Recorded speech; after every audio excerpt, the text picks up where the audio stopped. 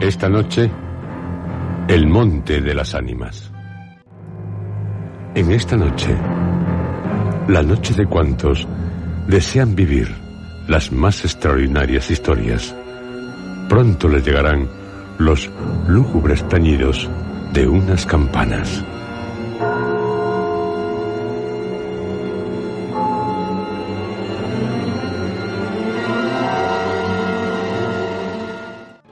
¿Las oye?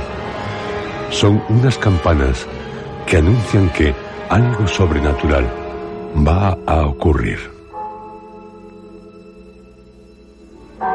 Estén atentos, muy atentos, porque esta es la noche de historias.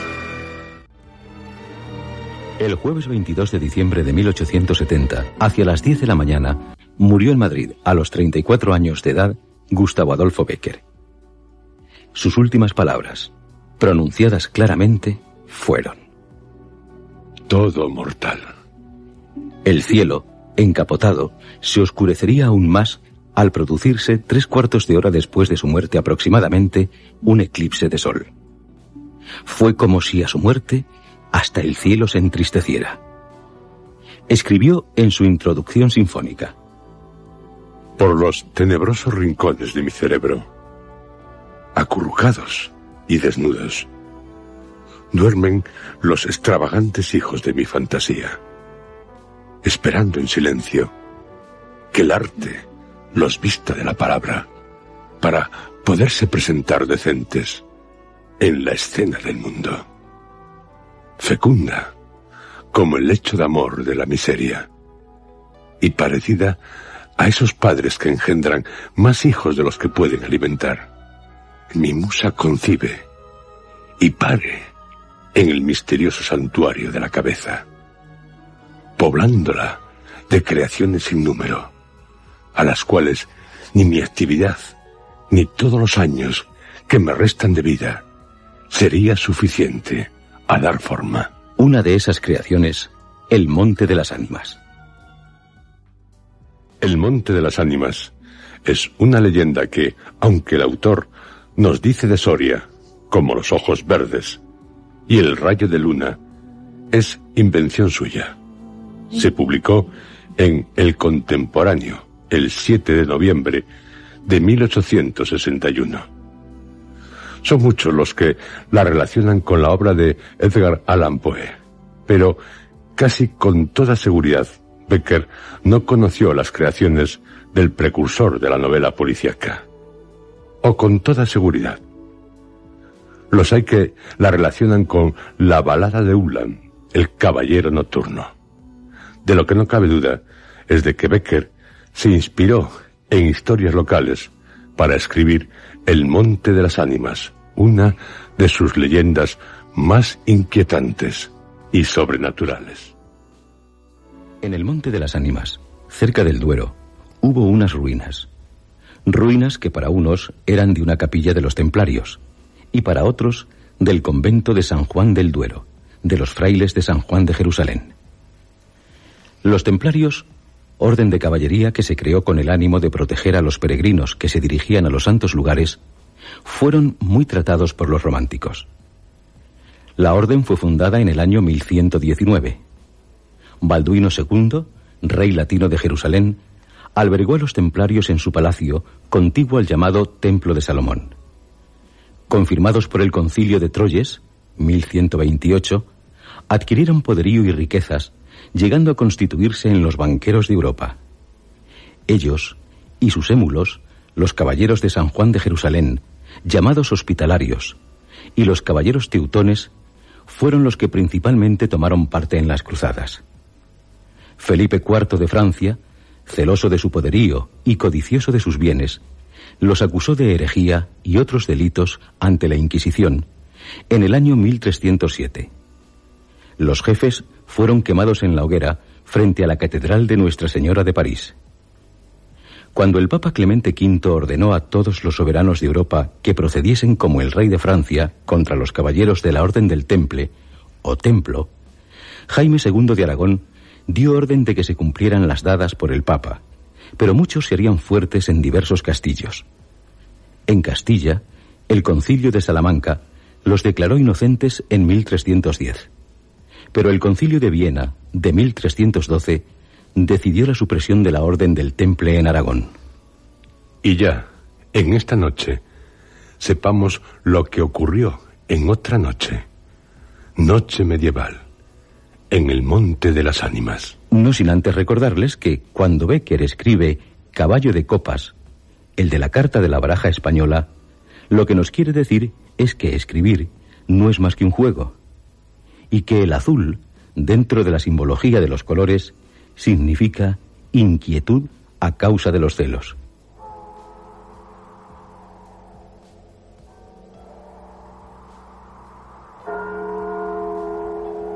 La noche de difuntos me despertó a no sé qué hora, el doble de las campanas.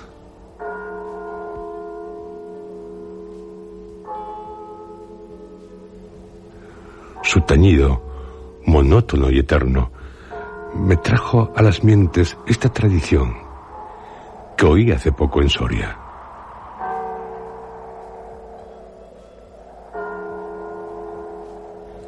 Intenté dormir de nuevo. Imposible. Una vez aguijoneada, la imaginación es un caballo que se desboca y al que no sirve tiarle de la rienda. Por pasar el rato, me decidí a escribirla, como en efecto lo hice. A las 12 de la mañana, después de almorzar bien y con un cigarro en la boca, no le hará mucho efecto a los lectores de El Contemporáneo. Yo la oí en el mismo lugar en que acaeció. Y la he escrito volviendo algunas veces la cabeza con miedo, cuando sentía crujir los cristales de mi balcón, estremecidos por el aire frío de la noche. Sea de ella lo que quiera, allá va, como el caballo de copas.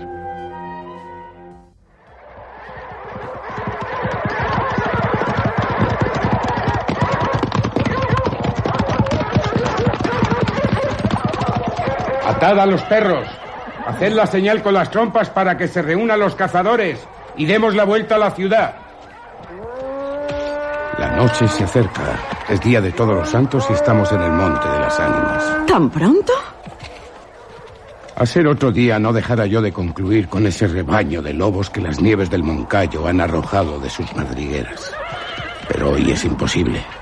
Dentro de poco sonará la oración en los templarios. Y las ánimas de los difuntos comenzarán a tañer su campana en la capilla del monte. ¿En esa capilla ruinosa? Va, ¿quieres asustarme? No, hermosa prima. Tú ignoras cuánto sucede en este país porque aún no hace un año que has venido a él desde muy lejos. Refrena tu yegua. Yo también pondré la mía al paso y mientras dure el camino te contaré esta historia. Los pajes se reunieron en alegres y bulliciosos grupos. Los condes de Borges y de Alcudiel montaron en sus magníficos caballos. Y todos siguieron a sus hijos Beatriz y Alonso, que precedían la comitiva a bastante distancia. Mientras duraba el camino, Alonso narró en estos términos la prometida historia. Ese monte que hoy llaman de las Ánimas pertenecía a los templarios, cuyo convento ves allí, a la margen del río. Los templarios eran guerreros y religiosos a la vez.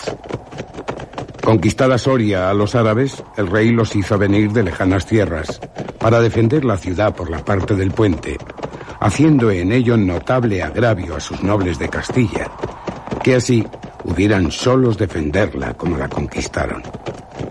Entre los caballeros de la nueva y poderosa orden y los hidalgos de la ciudad, fermentó por algunos años y estalló al fin un odio profundo. Los primeros tenían acotado ese monte, donde reservaban caza abundante para satisfacer sus necesidades y contribuir a sus placeres. Los segundos determinaron organizar una gran batida en el coto, a pesar de las severas prohibiciones de los clérigos con espuelas, como llamaban a sus enemigos. Cundió la voz del reto. Y nada fue parte a detener a los unos en su manía de cazar y a los otros en su empeño de estorbarlo. La proyectada expedición se llevó a cabo. No se acordaron de ella las fieras. Antes las tendría presente tantas madres como arrastraron sendos lutos por sus hijos. Aquello no fue una cacería.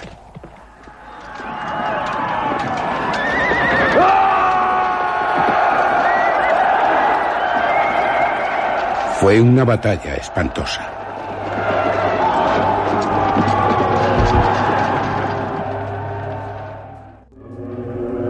El monte quedó sembrado de cadáveres.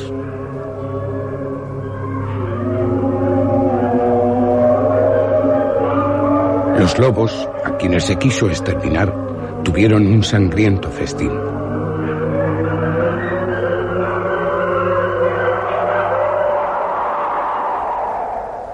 Por último intervino la autoridad del rey.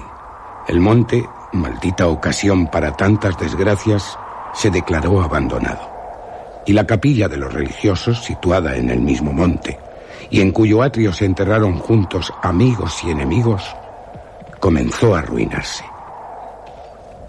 Desde entonces dicen que cuando llega la noche de difuntos, se oye doblar la campana de la capilla, y que las ánimas de los muertos, envueltas en jirones de sus sudarios, corren como en una cacería fantástica por entre las breñas y los zarzales.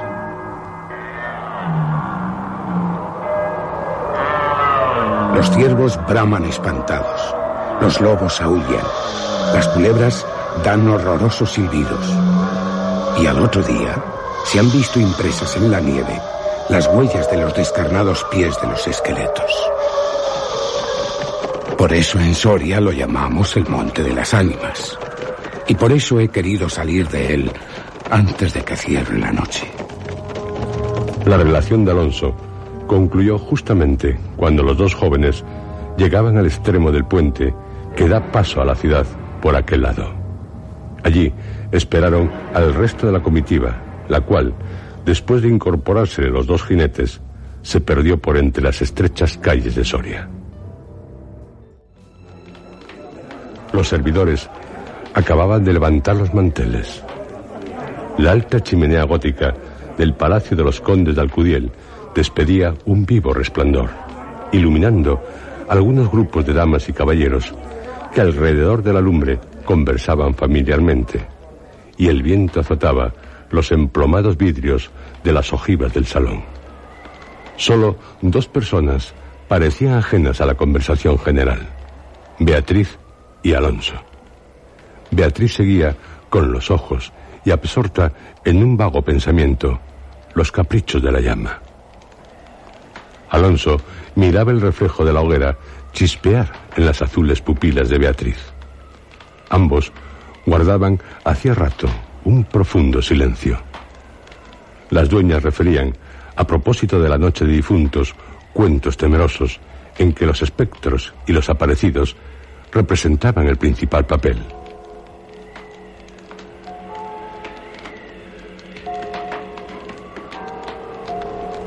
Y las campanas de las iglesias de Soria doblaban a lo lejos con un tañido monótono y triste. «Hermosa prima», exclamó al fin Alonso, rompiendo el largo silencio en que se encontraban. «Beatriz, pronto vamos a separarnos, tal vez para siempre.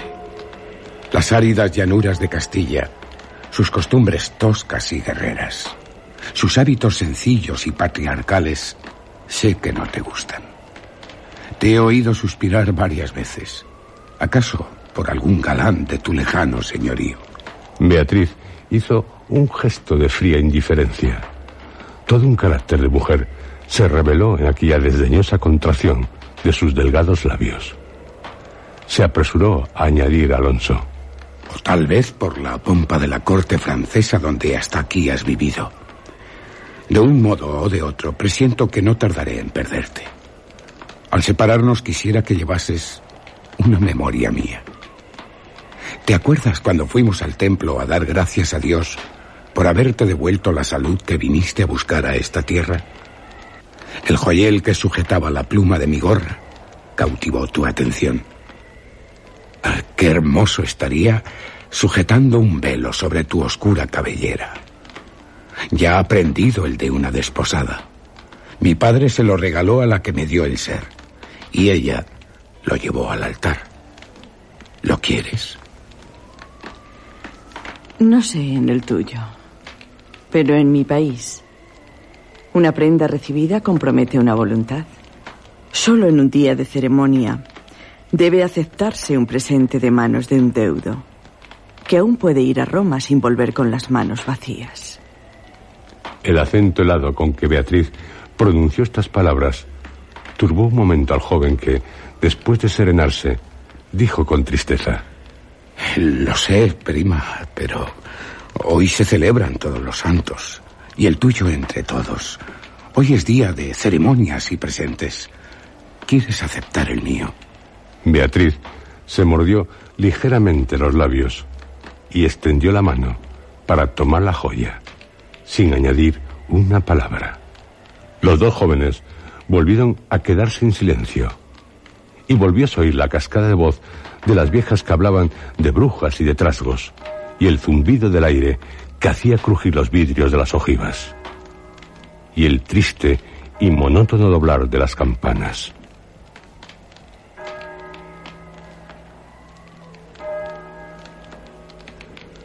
Al cabo de algunos minutos, el interrumpido diálogo tornó a anudarse de este modo.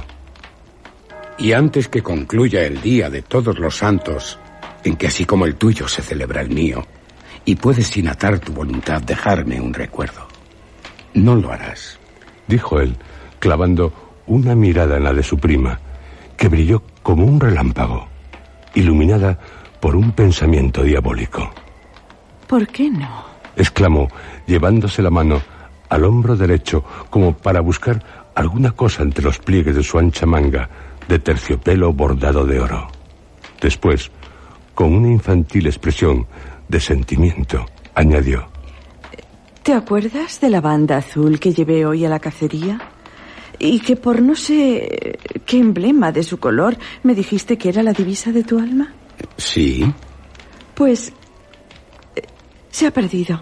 ¿Cómo? Se ha perdido y pensaba dejártela como un recuerdo. ¿Se ha perdido? ¿Y dónde? Preguntó Alonso, incorporándose de su asiento y con una indescriptible expresión de temor y esperanza. No sé. ¿En el monte, acaso? En el monte de las ánimas, murmuró, palideciendo y dejándose caer en el sitial.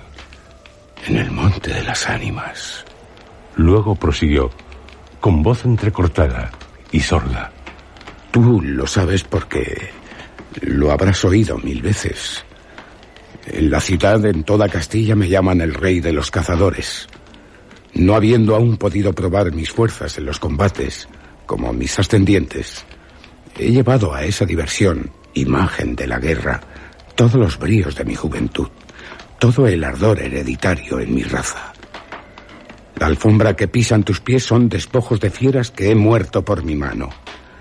Yo conozco sus guaridas y sus costumbres. Yo he combatido con ellas de día y de noche, a pie y a caballo, solo y en batida, y nadie dirá que me ha visto huir el peligro en ninguna ocasión. Otra noche volaría por esa banda y volaría gozoso como a una fiesta. Y sin embargo, esta noche, ¿a qué ocultártelo? Tengo miedo. ¿Oyes? ¿Oyes? Las campanas doblan. La oración ha sonado en San Juan del Duero. Las ánimas del monte comenzarán ahora a levantar sus amarillentos cráneos de entre las malezas que cubren sus fosas. Las ánimas, cuya sola vista puede helar de horror la sangre del más valiente, tornar sus cabellos blancos o arrebatarle en el torbellino de su fantástica carrera como una hoja que arrastra el viento sin que se sepa a dónde. Mientras el joven hablaba, una sonrisa imperceptible se dibujó en los labios de Beatriz, que, cuando hubo concluido, exclamó en un tono indiferente, y mientras atizaba el fuego del hogar donde saltaba y crujía la leña, arrojando chispas de 1000 colores. Oh, eso de ningún modo. ¡Qué locura! Ir ahora al monte por semejante friolera. Una noche tan oscura. Noche de difuntos. Y lleno el camino de lobos. Al decir esta última frase, la recargó de un modo tan especial que Alonso no pudo menos de comprender toda su amarga ironía. Movido como por un resorte, se puso de pie. Se pasó la mano por la frente, como para arrancarse el miedo que estaba en su cabeza y no en su corazón. Y con voz firme exclamó, dirigiéndose a la hermosa, que estaba aún inclinada sobre el hogar, entreteniéndose en revolver el fuego. Adiós, Beatriz. Adiós. Hasta pronto. ¡Alonso! ¡Alonso! Dijo, volviéndose con rapidez. Pero cuando quiso, o aparentó querer detenerle, el joven había desaparecido. A los pocos minutos, se oyó el rumor de un caballo que se alejaba al galope. La hermosa, con una radiante expresión de orgullo satisfecho que coloreó sus mejillas, prestó atento oído a aquel rumor que se debilitaba, se perdía, que se desvaneció por último. Las viejas, en tanto, continuaban en sus cuentos de ánimas aparecidas. El aire zumbaba en los vidrios del balcón y las campanas de la ciudad doblaban a lo lejos. Había pasado 1 hora, 2, 3. La medianoche estaba a punto de sonar, cuando Beatriz se retiró a su oratorio. Alonso no volvía, y a querer, en menos de 1 hora, pudiera haberlo hecho. Habrá tenido miedo, exclamó la joven, cerrando su libro de oraciones y encaminándose a su lecho, después de haber intentado inútilmente murmurar algunos de los rezos que la Iglesia consagra en el Día de los Difuntos a los que ya no existen. Después de haber apagado la lámpara y cruzado las dobles cortinas de seda, se durmió. Se durmió con un sueño inquieto, ligero, nervioso.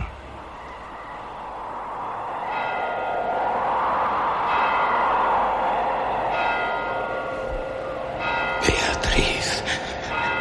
Beatriz. Beatriz.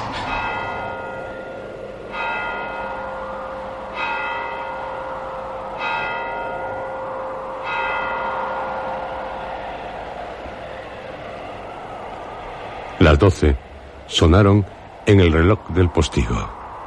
Beatriz oyó entre sueños las vibraciones de la campana, lentas, sordas, tristísimas, y entreabrió los ojos.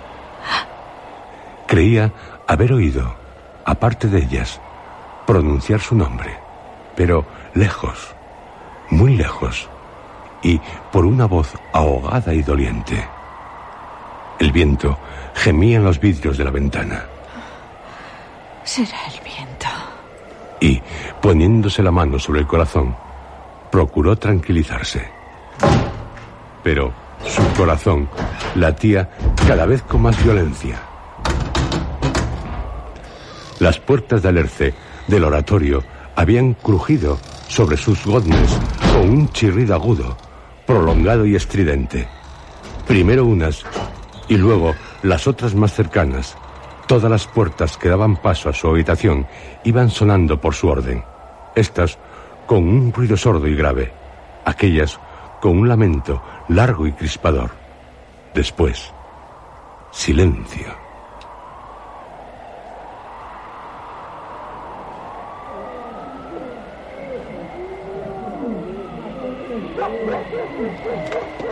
Un silencio lleno de rumores extraños. El silencio de la medianoche, con un murmullo monótono de agua distante, lejanos ladridos de perros, voces confusas, palabras ininteligibles, ecos de pasos que van y vienen, crujir de ropas que se arrastran. suspiros que se ahogan, respiraciones fatigosas que casi se sienten, estremecimientos involuntarios que anuncian la presencia de algo que no se ve y que no obstante se nota su aproximación en la oscuridad. Beatriz, inmóvil, temblorosa, adelantó la cabeza fuera de las cortinas y escuchó un momento. Oía 1000 ruidos diversos. Se pasaba la mano por la frente. Tornaba a escuchar. Nada. Silencio. Veía, con esa fosforescencia de la pupila en las crisis nerviosas, como bultos que se movían en todas direcciones y, cuando dilatándolas, las fijaba en un punto. Nada. Oscuridad. Las sombras impenetrables. Exclamó, volviendo a recostar su hermosa cabeza sobre la almohada de raso azul del lecho. ¿Soy yo tan miedosa como estas pobres gentes, cuyo corazón palpita de terror bajo una armadura al oír una conseja de aparecidos? Y, cerrando los ojos, intentó dormir, pero, en vano, había hecho un esfuerzo sobre sí misma. Pronto volvió a incorporarse, más pálida, más inquieta, más aterrada. Ya no era una ilusión. Las colgaduras de brocado de la puerta habían rozado al separarse, y unas pisadas lentas sonaban sobre la alfombra. El rumor de aquellas pisadas era sordo, casi imperceptible, pero continuado, y a su compás se oía crujir una cosa como madera o hueso. Y se acercaban. Se acercaban.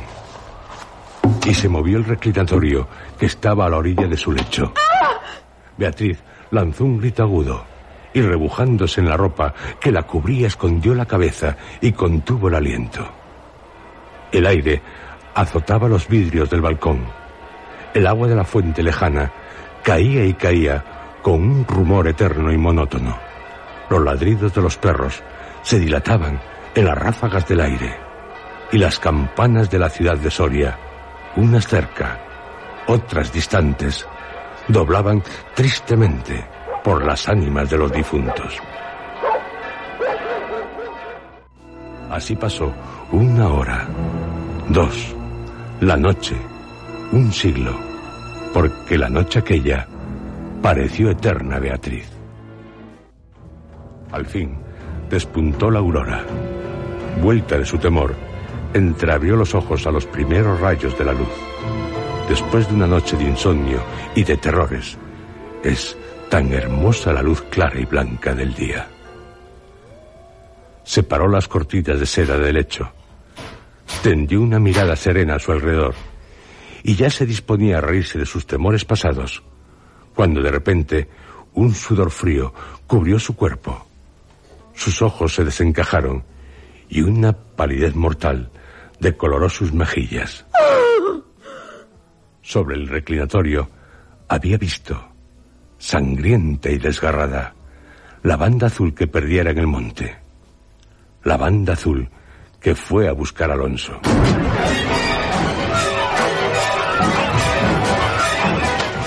Cuando sus servidores llegaron, despavoridos, a noticiarle la muerte del primogénito de Alcudiel, que a la mañana había aparecido devorado por los lobos entre las malezas del Monte de las Ánimas, la encontraron inmóvil, crispada, asida con ambas manos a una de las columnas de ébano del lecho, desencajados los ojos, entreabierta la boca, blancos los labios, rígidos los miembros. Muerta, muerta de terror. Dicen que, después de acaecido este suceso, un cazador extraviado que pasó la noche de difuntos sin poder salir del Monte de las Ánimas, y que el otro día, antes de morir, pudo contar lo que viera, refirió cosas horribles. Entre otras, se asegura que vio a los esqueletos de los antiguos templarios y de los nobles de Soria enterrados en el atrio de la capilla al levantarse al punto de la oración, con un estrépito horrible. Y caballeros sobre osamentas de corceles, perseguir como una fiera a una mujer hermosa, pálida y desmelenada que, con los pies desnudos y sangrientos, profiriendo gritos de horror, daba vueltas alrededor de la tumba de Alonso. Ánimas hay también en otra de sus sobrenaturales leyendas, la Cueva de la Mora. Esta leyenda se publicó en El Contemporáneo el 16 de enero de 1863. Otra de sus leyendas, el Miserere, fue el primer fruto literario de las temporadas curativas de Bécquer en la estación balnearia de Fitero, situada en los confines de Navarra y Aragón. La Cueva de la Mora, leyenda navarra, también se sitúa en Fitero. La historia es muy sencilla, pero dentro de su sencillez, llena de magia y con seres fantasmales. Frente al establecimiento de baños de Fitero y sobre unas rocas cortadas a pico, a cuyos pies corre el río Alhama, se ven todavía los restos abandonados de un castillo árabe, célebre en los fastos gloriosos de la Reconquista, por haber sido teatro de grandes y memorables hazañas, así por parte de los que lo defendieron como de los que valerosamente clavaron sobre sus almenas el estandarte de la cruz. De los muros no quedan más que algunos ruinosos vestigios. Las piedras de la atalaya han caído unas sobre otras al foso y lo han cegado por completo. En el patio de armas crecen zarzales y matas de jaramago. Por todas partes, a donde se vuelven los ojos, no se ven más que arcos rotos, sillares oscuros y carcomidos. Aquí, un lienzo de barbacana, entre cuyas hendiduras nace la hiedra. Allí, un torreón que aún se tiene en pie como por milagro. Más allá, los postes de argamasa con las anillas de hierro que sostenían el puente colgante. Durante mi estancia en los baños, ya por hacer ejercicio, que según me decían, era conveniente al estado de mi salud, ya arrastrado por la curiosidad, todas las tardes tomaba entre aquellos vericuetos el camino que conduce a las ruinas de la fortaleza árabe. Y allí me pasaba las horas y las horas escarbando el suelo por ver si encontraba algunas armas, dando golpes en los muros para observar si sonaba hueco y sorprender el escondrijo de un tesoro, y metiéndome por todos los rincones, con la idea de encontrar la entrada de alguno de estos subterráneos que es fama existen en todos los castillos de los moros. Mis diligentes pesquisas fueron por demás infructuosas. Sin embargo, una tarde en que, ya desesperanzado de hallar algo nuevo y curioso en lo alto de la roca sobre la que se asienta el castillo, renuncié a subir a ella y limité mi paseo a las orillas del río que corre a sus pies. Andando a lo largo de la ribera, vi una especie de boquerón abierto en la peña viva y medio oculto por frondos y espesísimos matorrales. No sin mi poquito de temor, separé el ramaje que cubría la entrada de aquello que me pareció cueva formada por la naturaleza.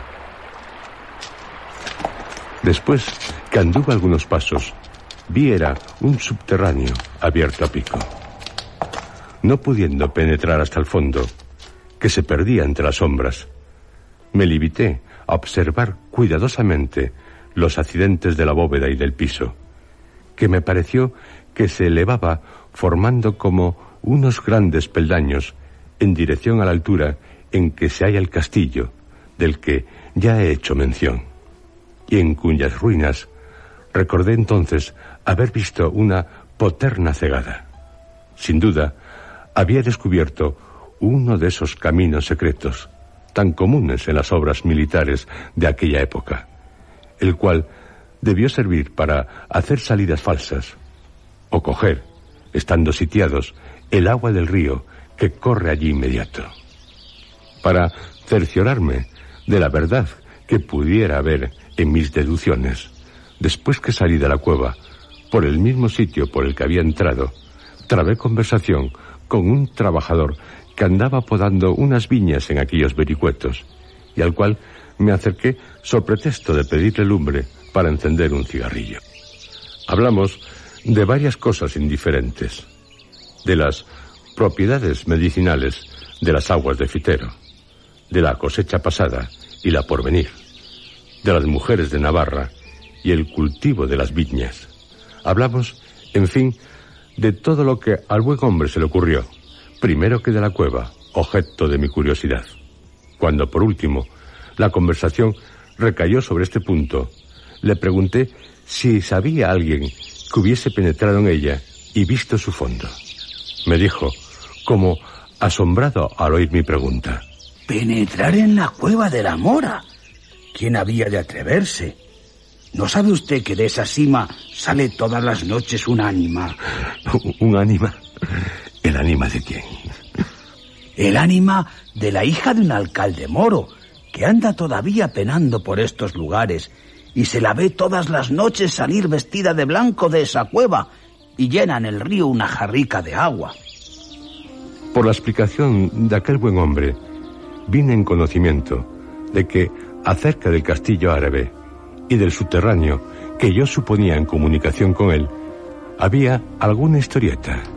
Y como yo soy muy amigo de oír todas estas tradiciones, especialmente de los labios de la gente del pueblo, le supliqué que me la refiriese, lo cual hizo, poco más o menos, en los mismos términos que yo, a mi vez, se la voy a referir a mis lectores.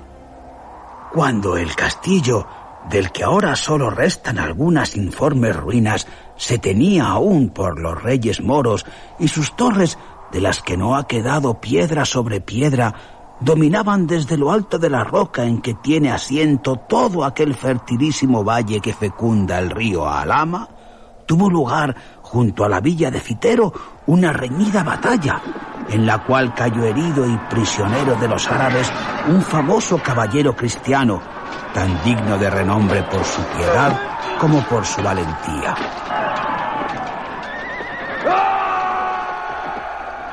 Conducido a la fortaleza y cargado de hierros por sus enemigos, estuvo algunos días en el fondo de un calabozo luchando entre la vida y la muerte, hasta que, curado casi milagrosamente de sus heridas, sus deudos le rescataron a fuerza de oro.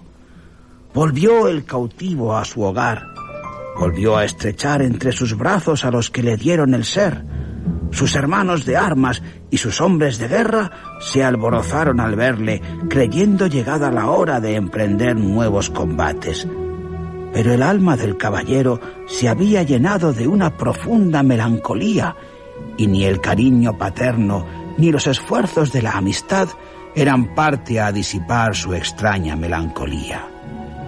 Durante su cautiverio logró ver a la hija del alcaide moro, de cuya hermosura tenía noticias por la fama antes de conocerla, pero cuando la hubo conocido, la encontró tan superior a la idea que de ella se había formado, que no pudo resistir a la seducción de sus encantos y se enamoró perdidamente de un objeto para él imposible. Meses y meses pasó el caballero forjando los proyectos más atrevidos y absurdos. Ora imaginaba un medio de romper las barreras que los separaban de aquella mujer. Ora hacía los mayores esfuerzos por olvidarla, y ya se decidía por una cosa, ya se mostraba partidario de otra absolutamente opuesta, hasta que al fin, un día reunió a sus hermanos y compañeros de armas, hizo llamar a sus hombres de guerra, y después de hacer con el mayor sigilo todos los aprestos necesarios, cayó de improviso sobre la fortaleza que guardaba a la hermosura objeto de su insensato amor. A partir de esta expedición, Todos creyeron que solo movía a su caudillo el afán de vengarse de cuanto le habían hecho sufrir arrojándolo en el fondo de sus calabozos. Pero después de tomada la fortaleza, no se ocultó a ninguno la verdadera causa de aquella arrojada empresa en que tantos buenos cristianos habían perecido para contribuir al logro de una pasión indigna. El caballero, embriagado en el amor que al fin logró encender en el pecho de la hermosísima mora, ni hacía caso de los consejos de sus amigos, ni paraba mientes en las murmuraciones y las quejas de sus soldados. Unos y otros clamaban por salir cuanto antes de aquellos muros, sobre los cuales era natural que habían de caer nuevamente los árabes, repuestos del pánico o de la sorpresa. Y en efecto, sucedió así. El alcaide allegó gentes de los lugares comarcanos y una mañana el vigía, que estaba puesto en la atalaya de la torre, bajó a anunciar a los enamorados amantes que por toda la sierra que desde aquellas rocas se descubre se veía bajar tal nublado de guerreros que bien podía asegurarse que iba a caer sobre el castillo la morisma entera. La hija del alcaide se quedó al oírlo pálida como la muerte. El caballero pidió sus armas a grandes voces y todo se puso en movimiento en la fortaleza. Los soldados salieron en tumulto de sus cuadras, los jefes comenzaron a dar órdenes, se bajaron los rastrillos, se levantó el puente colgante y se coronaron de ballesteros las almenas. Algunas horas después comenzó el asalto. El castillo podía llamarse con razón inexpugnable. Solo por sorpresa, como se apoderaron de él los cristianos, era posible rendirlo. Resistieron pues sus defensores 1, 2 y hasta 10 embestidas. Los moros se limitaron, viendo la inutilidad de sus esfuerzos, a cercarlo estrechamente para hacer capitular a sus defensores por hambre. El hambre comenzó en efecto a hacer estragos horrorosos entre los cristianos, pero sabiendo que una vez rendido el castillo, el precio de la vida de sus defensores era la cabeza de su jefe, ninguno quiso hacerle traición, y los mismos que habían reprobado su conducta juraron perecer en su defensa. Los moros, impacientes, resolvieron dar un nuevo asalto al mediar la noche. La embestida fue rabiosa, la defensa desesperada y el choque horrible. Durante la pelea, el alcaide, partida la frente de un hachazo, cayó al foso desde lo alto del muro, al que había logrado subir con la ayuda de una escala, al mismo tiempo que el caballero recibía un golpe mortal en la brecha de la barbacana, en donde unos y otros combatían cuerpo a cuerpo entre las sombras. Los cristianos comenzaron a cejar y a replegarse. En este punto, la mora se inclinó sobre su amante, que yacía en el suelo moribundo, y tomándolo en sus brazos, con unas fuerzas que hacían mayores la desesperación y la idea del peligro, lo arrastró hasta el patio de armas. Allí tocó a un resorte, se levantó una piedra como movida por un impulso sobrenatural, y por la boca que dejó ver al levantarse, desapareció con su preciosa carga y comenzó a descender hasta llegar al fondo del subterráneo. Cuando el caballero volvió en sí, tendió alrededor una mirada llena de extravío y dijo: Tengo sed. Me muero. Me abraso. Y en su delirio precursor de la muerte, de sus labios secos, al pasar por los cuales silbaba la respiración, solo se oían salir estas palabras angustiosas: Tengo sed. Me abraso. Agua. Agua. La mora sabía que aquel subterráneo tenía una salida al valle por donde corre el río. El valle y todas las alturas que lo coronaban estaban llenos de soldados moros, que una vez rendida la fortaleza buscaban en vano por todas partes al caballero y a su amada para saciar en ellos su sed de exterminio. Sin embargo, no vaciló un instante y tomando el casco del moribundo se deslizó como una sombra por entre los matorrales que cubrían la boca de la cueva y bajó a la orilla del río. Ya había tomado el agua, ya iba a incorporarse para volver de nuevo al lado de su amante, cuando silbó una saeta y exhaló un grito. 2 guerreros moros que velaban alrededor de la fortaleza habían disparado sus arcos en la dirección en que oyeron moverse las ramas. La mora, herida de muerte, logró sin embargo arrastrarse a la entrada del subterráneo y penetrar hasta el fondo, donde se encontraba el caballero.